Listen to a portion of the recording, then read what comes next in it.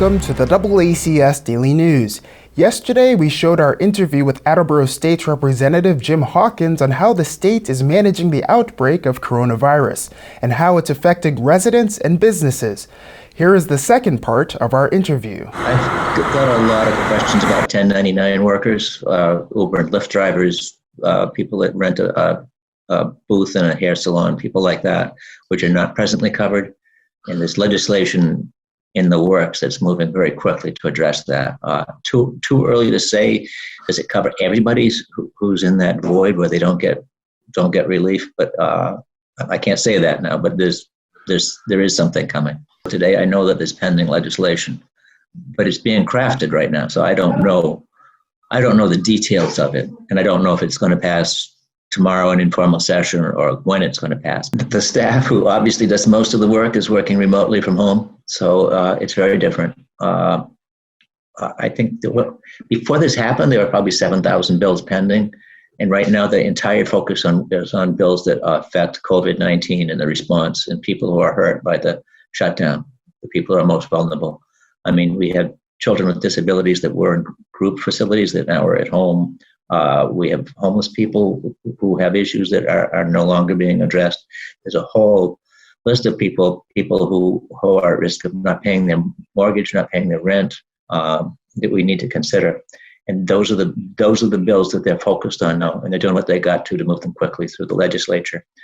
We have both the House and the Senate. We have informal sessions because obviously we can't meet 40 senators and 160 reps. We can't meet in one place.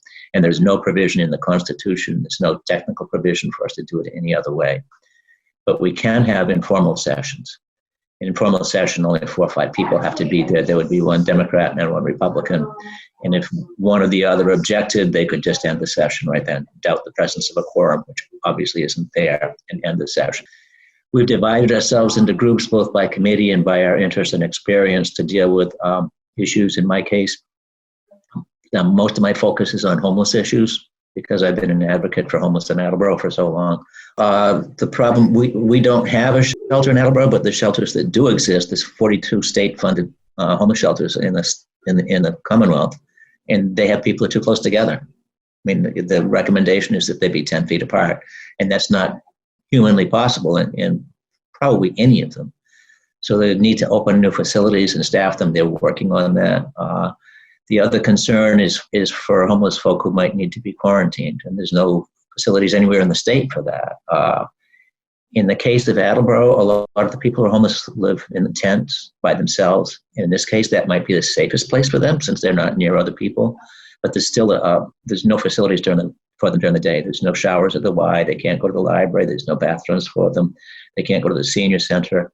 They can't go to 95 Pine Street where they might normally go for supports.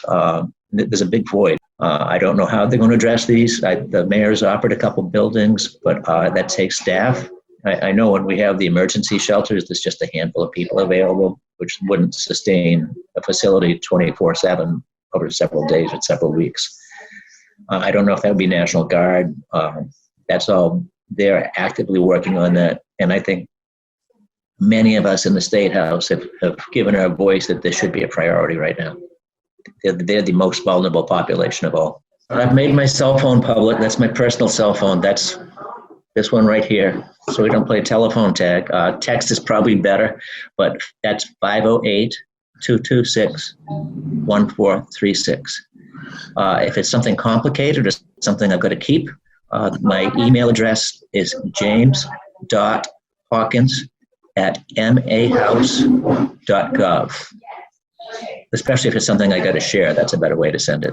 That's it for today's update. If you are an organization or government official that would like to share information with the public on AACS TV and WARA 1320 AM, you can email news@AACS.com.